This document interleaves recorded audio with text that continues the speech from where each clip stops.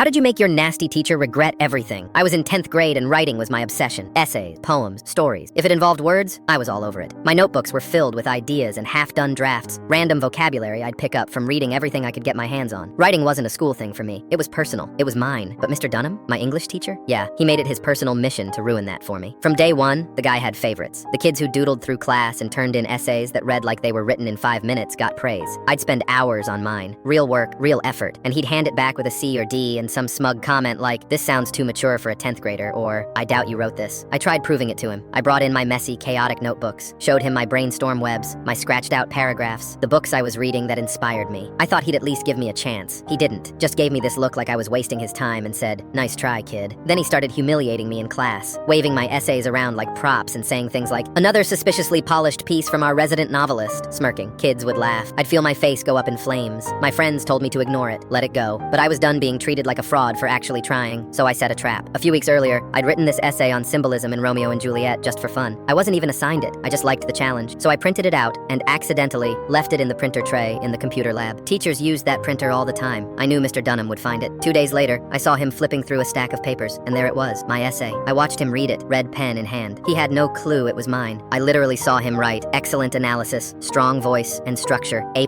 at the top." Dude was practically impressed with himself for finding this hidden gem. Fast forward a week, I handed in that exact same essay as an assignment. Same formatting, same font. Not a single word changed. I watched him grade it during class. His face went from bored to squinting to pissed. By the end of the period, he slapped it on my desk, a fat red D with plagiarized scrawled across the top. I didn't say a word. I just smiled, tucked it in my folder, right next to the copy he'd graded earlier, with his own handwriting giving it an A+.